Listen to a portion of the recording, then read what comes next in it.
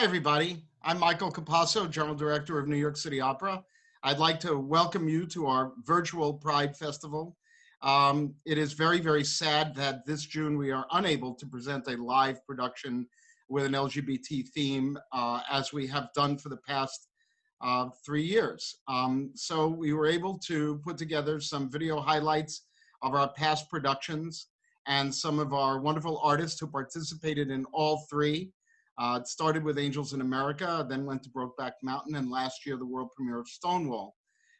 We're very, very proud of this effort at New York City Opera, and we're very, very happy to have you join us.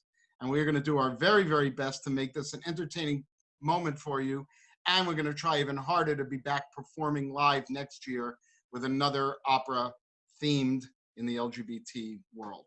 I'm going to introduce you to our host for this event. It's Mr. Peter Kendall Clark. Peter is a person who has been associated with New York City Opera for a very long time. He's been in just about every production, but he certainly was in every single LGBT production, starting with Angels. And here you go, Peter. Thank you very much for doing this for us. Thank you, Michael. Happy Pride to everyone. It's so great to see all of you. I can't believe that we're not together this Pride season. I'm just seeing all the pictures on Facebook from last year's Pride in the Park concert, and I just miss everyone. I'm in Brooklyn Heights, and I'm here to keep things flowing. As Michael said, I was an alum of all three of the LGBTQ plus productions. You may not remember me. My most famous one was Officer Khan in Stonewall with the aria, "The front door's on fire." I often start auditions with that. Anyway, just quick introductions. Can we start with Pretty in Pink, Kirsten Chambers? Greetings. Kirsten Chambers. I was the angel in Angels in America. And Brian? Hi, everybody. I'm Brian James Meyer, and I sang Carlos in Stonewall. And the lovely Hillary Ginter? Hi, yes, I'm Hillary Ginter, and I sang Marine Twist in Brokeback Mountain. And Glenn Seven Allen? Hey, everybody. Glenn Seven Allen. I sang Jack Twist in Brokeback Mountain. And Aaron from Hollywood? Hey, I'm Aaron Blake, and I sang Louis Ironson in Angels in America. Well, welcome everyone. We are going to start off this. We got Jordan too. I'm sorry. I had on speaker view. Jordan, please. Hi, I'm Jordan Weatherson Pitts, and I played Renata in Stonewall. Yes, you did. Notify Vogue. My favorite part of that opera. We're going to begin with some highlights from NYCO's 2017 production of Angels in America.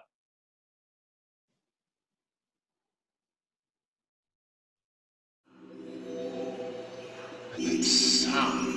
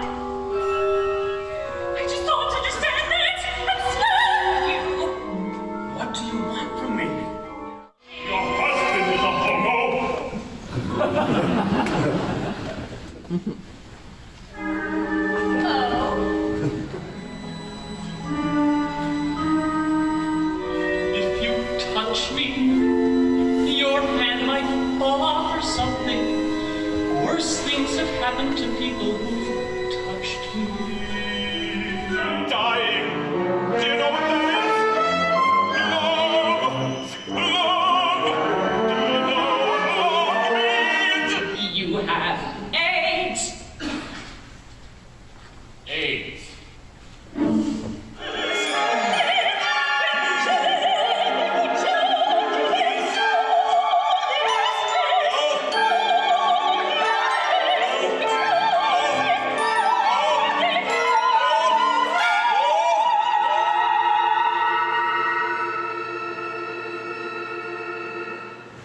Hello? Is that it? Wow, amazing. I was singing and sitting in the pit during that production. I have to say, I never saw any of that with my own eyes. I'm just blown away by that. Michael, what made you decide to have Angels in America be NICO's first Pride Series opera? Frankly, it's the popularity of the title and the fact that I think it's a really good work. There were several things out there, but this was an opportunity for us to give an important piece like that a New York premiere, which I thought was very significant. City Opera has always had a history of being on the edge of world and New York premieres. The piece remarkably had never been done in New York, decades after the play, and the play was so popular, and then the HBO series. So I was really excited about it, and I just thought it was the right piece. And frankly, I didn't know how successful or not successful an LGBT series was going to be, so to speak. But I knew that the title was so popular that that people would maybe come see it, not for just because of the title.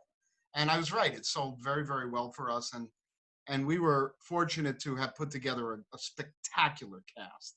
I mean, they were just killer. They nailed it every single night, and I was very proud to launch our series with that production. Well, we have two of the cast members with us, other than myself, but I didn't appear on stage.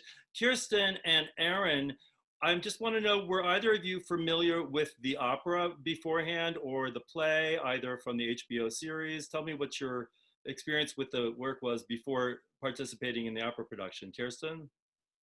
Abso-freaking-lutely. I had watched the miniseries 3 times. I watched the play, and I knew from the get-go that I wanted to audition and be the angel in Angels in America. It was something that personally meant a great deal to me. Problem is, we needed somebody who looked like an angel. See, I brought my halo with me, Michael. It just follows me around wherever I go. Has halo, will travel. Aaron, how about you? Were you familiar with the play or the opera beforehand? I was familiar with the opera because when I was a young artist with the Dallas Opera, it was having its premiere in Fort Worth. Oh, wow. In the States. And so I knew Abba Pine, who played the angel there, and I was a little bit familiar with the piece, and I had also seen the HBO series as well. What I also knew when I was cast as Lewis is that I had a little bit of an uphill battle because he is often looked at as a bit of a villain in this particular story, but I wanted to find his redeeming qualities, Well, and you certainly did. I mean, I could hear you every night, and I have to say, it was a very compassionate portrayal that you did, even though I couldn't see what you were doing. I want to ask Kirsten something. I could catch your entrance at the end of Act 1. And my big question for you was, what were you thinking the first time we did it in dress rehearsal? What was going through your mind? I was thinking, don't look down. Don't look down, or I'm not going to be able to come in on time. I knew that. And what happened when you did look down? I saw something magnificent. Truly magnificent, yes. Courtesy of Andrew Garland. Better than I thought, even better than I could ever have dreamed. They kept talking about full frontal in this opera. I never saw a thing. Never saw a thing myself. I finally saw the back. I was like, oh, just now. I was like, oh yes, great. Now I've gotten both. Would either of you like to offer anything more about your characters or the experience of doing it? Kirsten, do you want to go first? Yeah. Sure. The angel was an extremely fun character for me to play. She was a hermaphrodite. She was fun, challenging, and all of us were personally invested in Angels in America as an ally. And I really think that this affected our performance. As night after night, we grew together as a cast. There was no show that was the same show twice. And each one grew in meaning. And to be honest, I've never had that experience before. And even for the audience, this was a cathartic experience. I spoke to audience members that had been through the AIDS epidemic, and they were in hospitals, and they were watching friends die. And yet they came back night after night to Angels to heal from that unspeakable traumatic experience. And there was something about the character of the music that captured that personal experience of those going through an epidemic with lovers and friends. That's so well. Aaron? Yeah, I just wanted to add, in accordance with Kirsten, that was such a powerful experience to see those souls that had been a part of that journey have the opportunity to finally see their story told in the city that it happened in their city and in the city that this story was based in, and how it gave them an opportunity to grieve, and how unspeakably almost most of the time grateful they were for that experience. I mean, you would talk to people in the lobby after the show and all they could do was hug you and cry. Yes. And that was a very moving experience. And the other thing that I wanted to say is that it's really so wonderful to have the opportunity to bring characters to life on the operatic stage through these wonderful, LGBTQ plus pieces that speak to these stories that haven't been told for as many years as other stories have been told. And it's wonderful to give the opportunity for people of all walks of life to see themselves portrayed on stage. Well, you were both fantastic in the opera, and I would love someday to see the video of the whole show. It just looks absolutely incredible. We're going to move on to our next production, which was in 2018. It was Nyka's production of Brokeback Mountain.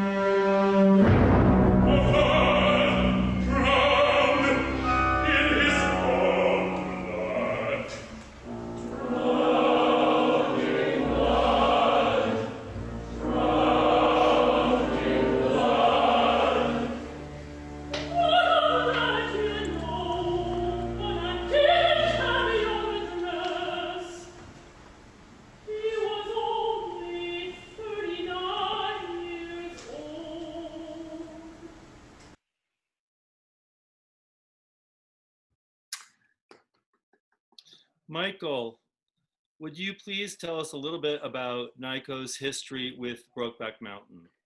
Sure. when Gerard Mortier was appointed general director in, I think it was around 2003 or 4, one of the first things he did was commission Charles Warren to write an opera, Brokeback Mountain. And it was quite a controversial idea. It made headlines all over. And Charles Warren wrote it, and the New York City Opera paid him to write it, as with many grants and many other things. And it was scheduled to be produced. One thing led to another, and Gerard Mortier, never came as general director of New York City Opera for various reasons. And there was a search, and George Steele was appointed general director. And for some reason, he didn't want to produce it.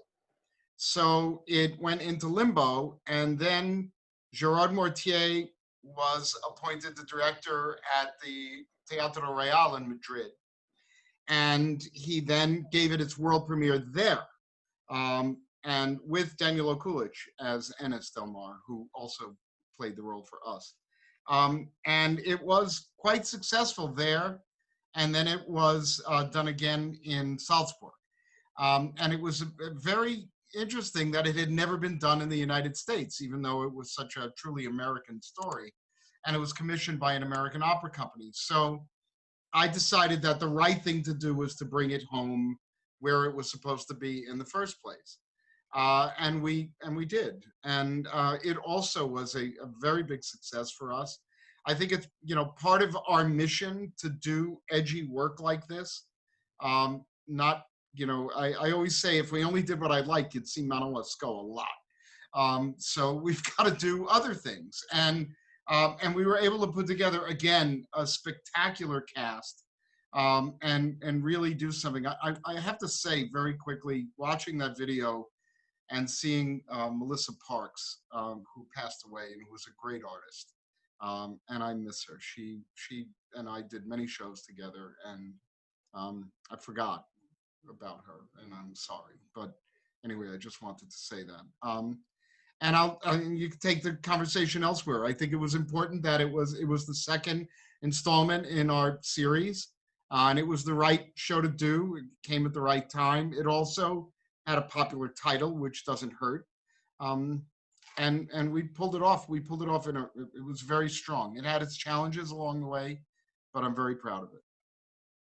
Well, people who came to the opera, a lot of people, I think, were expecting a more romanticized version of the story, as kind of was the case in the film. And we have our happy couple, Jack Twist and Lorene, from the production with us. And my question for both of you, Hillary and Glenn, is, were you familiar with the film beforehand, and how did that impact your taking on of these roles? Glenn? I was very familiar with the film. I remember when I saw it at Lincoln Square when it came out, and I found it to be devastatingly heartbreaking. I didn't sleep well that night. It resonated with me as much as any film I've ever seen. And what's interesting about the film, contrasted with the original story by Annie Proulx, is that the opera is actually more faithful to the original short story than the film is. The film makes it more pastoral and romantic than it really is depicted in the novella. And Hillary? Yes, I had seen the movie right when it came out. I remember very clearly, and I remember it having a deep and emotional impact on me, because I, being in the theater, had a lot of gay friends, and also being from the South. Like, I'm from Southwestern Virginia, right in the middle of the Appalachian Mountains, and then I went to college in Southern Mississippi, and being from the South and knowing a lot of gay people who just felt like they could not be themselves. And feeling that heartache for them and for all my friends who felt they couldn't truly be themselves.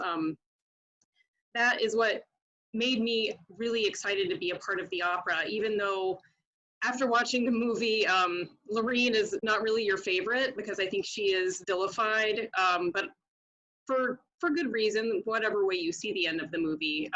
But for me, the scene at the end, and I'm glad that you played that clip of the scene where she tells Ennis how Jack died. That scene to me was so difficult, and I had to be so stoic, for one, or I wouldn't be able to get through it emotionally, and two, just because that was the character. She was so cold, especially in that moment, and that was just so powerful to me.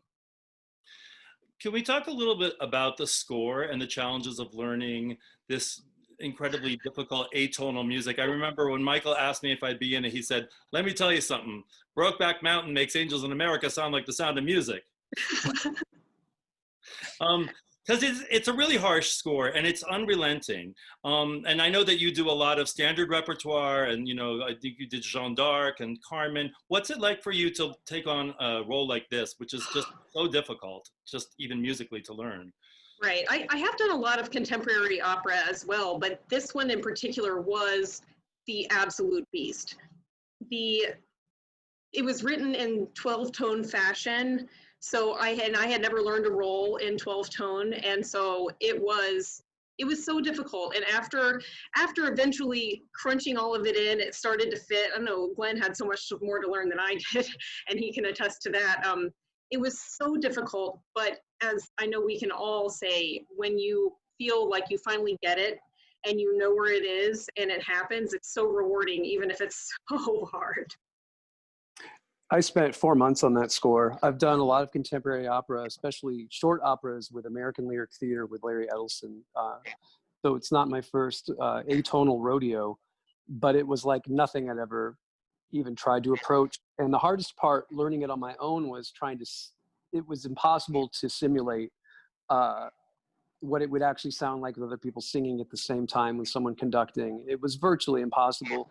The most accurate way, the thing I'm proudest about is when I started rehearsal, I felt like I could have done it in a hurricane. It wouldn't have mattered what was happening around me. I at least knew my part. And that got put to the test very quickly. But like Hillary said, when we got on the stage, I didn't have to worry about that. We could worry about telling the story. And I'm really proud of what we did. I'm most proud of this work and this role of anything I've ever done in my career. Well, you were both incredible in the show. And I have to say, participating in scores of this difficulty, you ask yourself in the rehearsal room, like, who's going to want to listen to this? It's so hard. But I have to say, across the board, friends who came to see these productions, they weren't thinking about that at all, because it was just a way for you all to tell the stories. And like, we have to learn it, but they only have to hear it once. And it's very powerful in that way. And I was just kind of blown away. I was only on that one scene with the townspeople as, homophobic fisherman number 2 or whatever I was. But it was just an incredible piece to be a part of. I thought you were both fantastic. Thank you so much for bringing, and it looks like, Hillary, you've actually gone on location for this discussion. I just thought maybe a mountain background would fit, Exactly. It looks like you're right next to the actual spot where it all went down. I saw it happen. Really quick, super quick side note. Michael really went to bat and made sure I had the opportunity to do this role.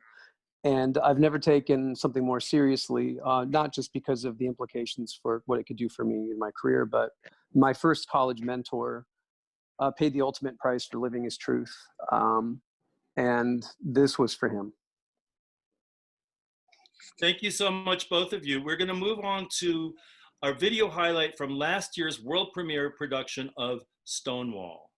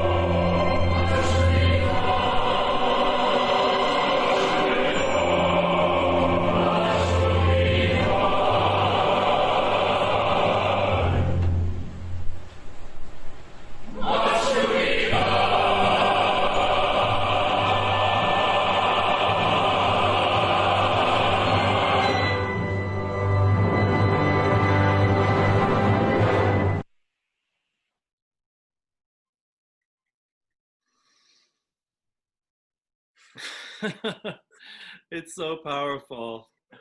A lot of memories with that one. Please, Michael, could you tell us why this story, Stonewall, was so important for New York City Opera to tell? Well, if not us, who? You know, City Opera's got a tremendous history of groundbreaking things. We produced Troubled Island, the first major company to produce an opera by a Black composer in history in 1949. We've been doing things with respect to diversity and new music and world premieres since our inception. We are the People's Opera.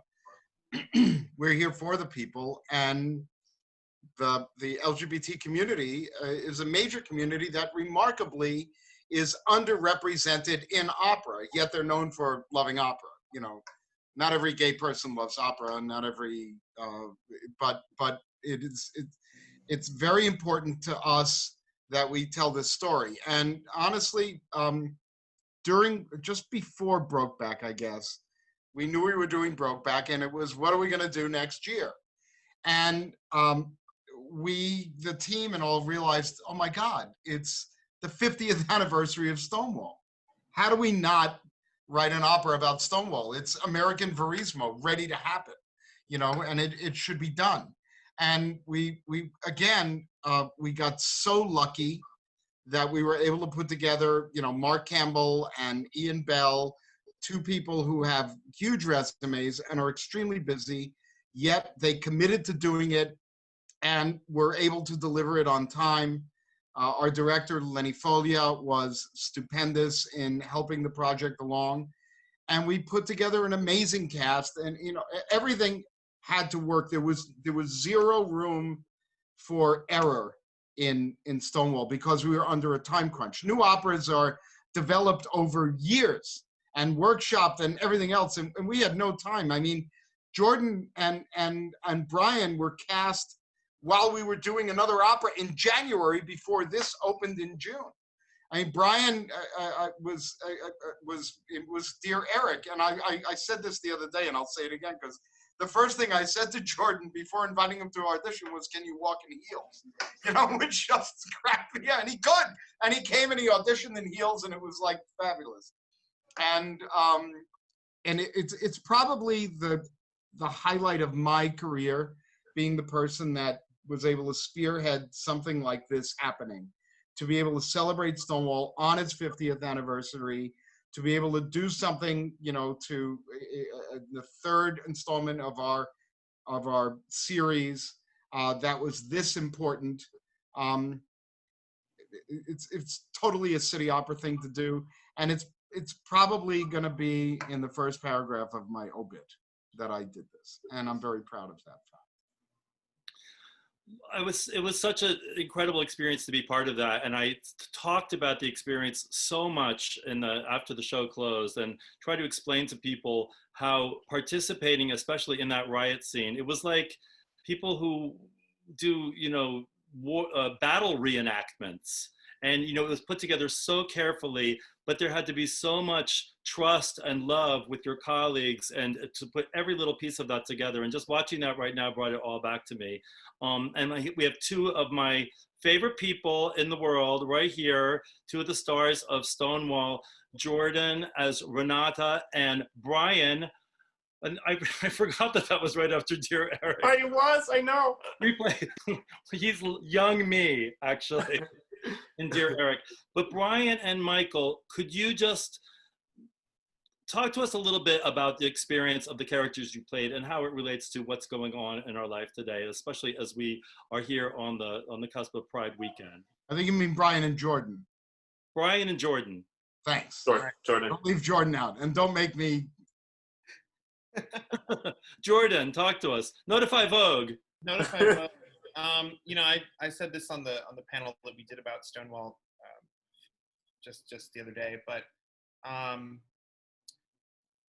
not only was the experience of creating that opera from the ground up, like, it was life-changing. I honestly think, along the lines of what everybody else has said here, I think that it was the single most gratifying, beautiful integrated experience I've ever had in music making, I think, and probably ever will have moving forward. My reasons for that, I think, primarily lie in the fact that I got a chance to play, portray, and become someone on stage that was a member of my own community, you know, of the Black queer community. No matter what time, era in history it is, it doesn't happen in this art form. And I felt sort of like emboldened with this experience and the responsibility of bringing something to life that was as authentic as I could make it. And I felt so supported in that. And I felt like even just watching this clip right now, I'm very emotional because it felt like a family, and it felt like everybody really embodied their characters and was transported into a different time completely. Like, it was otherworldly. Every time I was on stage, you know, I mean, my experience of singing my aria while knowing that Brian and Lisa and Jessica were sort of like behind me, you know, and it just felt like there was this energy, this electricity that was happening. And I think I'll carry it with me for the rest of my life.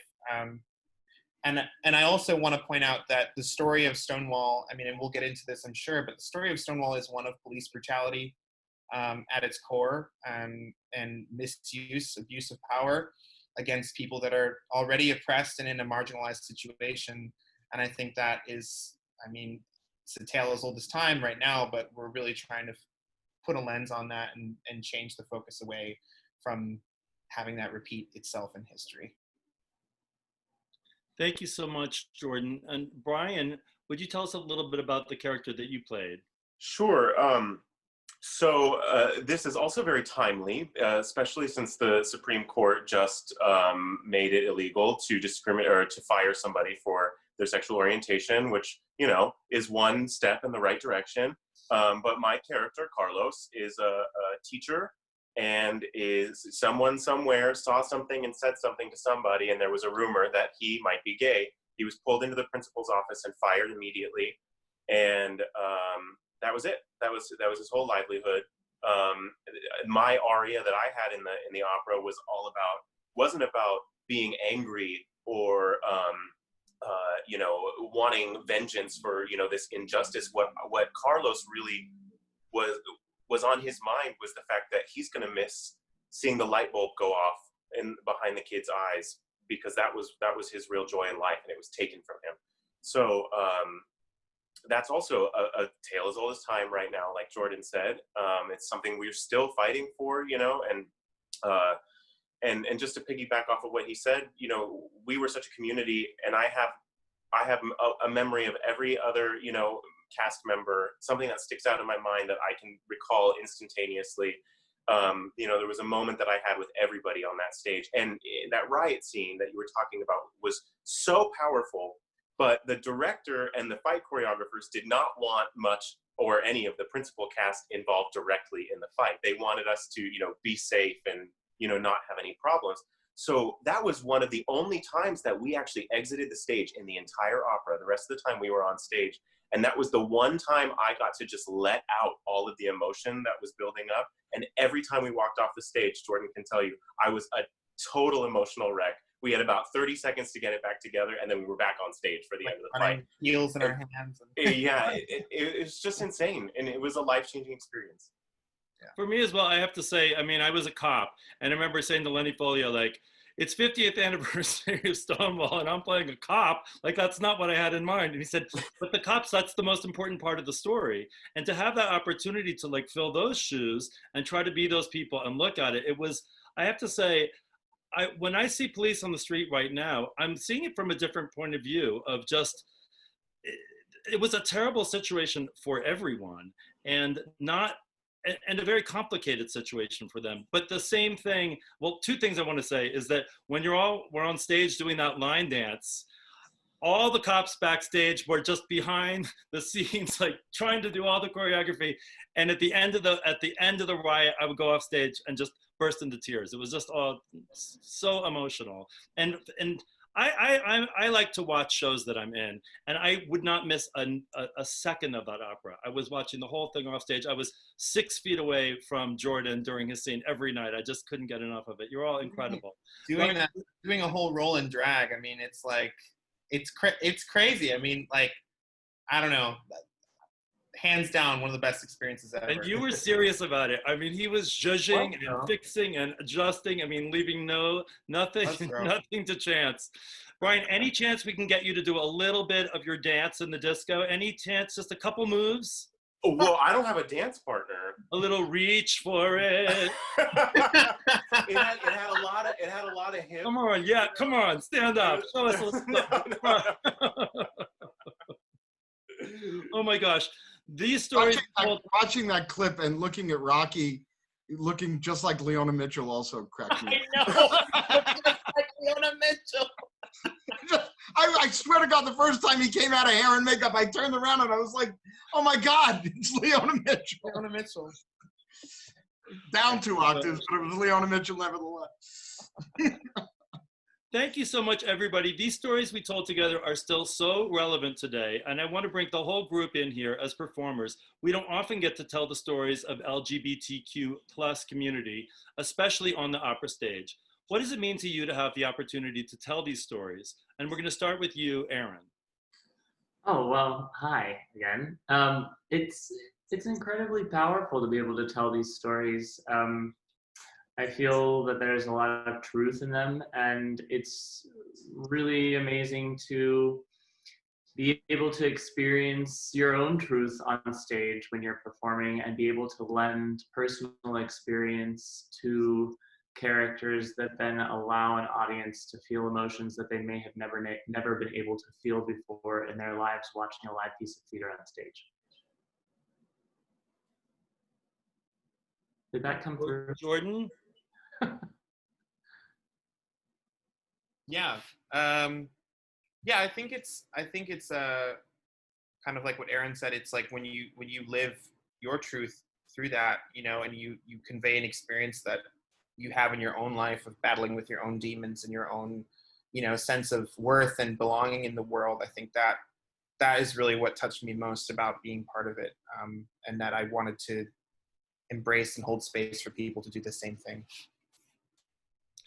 I want to ask all of you, since we're not getting together for Pride this year, does anybody have any special things that they're doing to celebrate Pride this weekend? Oh. Watching RuPaul. I'm watching RuPaul. Yeah. Tonight. Tonight. And there's a virtual Pride happening on TV, correct? There's like a parade, but without spectators. So I'll be doing that. Yeah. I'll be drinking. Okay. I wanted to maybe piggyback on Peter's question about what it means for us to be able to tell these stories. To me, I'm really excited that I get to be a part of communicating a story to an audience member who might not be able to relate to someone's struggle who is different. They might not have been able to relate to a gay relationship. And then they can go and see something like Brokeback Mountain and see how difficult it is for people to stifle their truth. And it can change minds. And we can make progress through these pieces. You can change minds because music will go straight to your heart, and these stories go straight to your heart. So that's, to me, the main thing that makes it so important. Yeah, me as well. I mean, theater is holding up a mirror to the audience without them being aware of it, if you do it well. And that's humans. I think we really need to process things through story or metaphor sometimes as well, but not necessarily through literal fact or with someone pointing a finger at them. And so I completely agree with what Hillary has to say about them seeing a story, taking it in openly, and then finding a way to relate to it. Like I said a little bit earlier, my mentor, his name was Gary Bird, in undergrad, was the first teacher that really really saw that I could also be an actor, not just a singer, and was he was wonderful. But when he came out, he lost access to seeing his own children, and his entire family kind of excommunicated him completely. And Gary ended up taking his own life. And seeing that firsthand as a young person, I'll never forget that. And I still find it really, really upsetting and sad. And even in the last 2 months, I was saying a little earlier before we came on, 2 people in my kind of circle, two young trans people have taken their own lives just in the last 2 months in my immediate circle. So again, the price of not being able to live your truth and being loved and feeling that it's okay to be who you really are and that you aren't necessarily going to be embraced it's so important.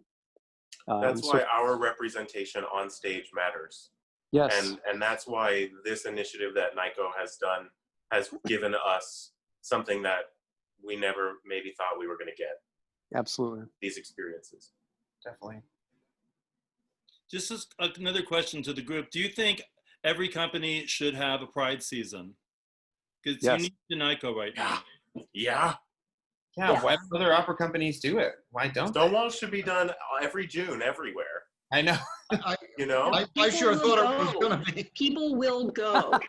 People will go. That's the thing. You said Stonewall's going to be the gay nutcracker. The gay That's nutcracker. what you know what? And I, because I would sit there and watch it unfold and said, you know, this is tremendous. And it should be done every June. Some company somewhere should be doing it.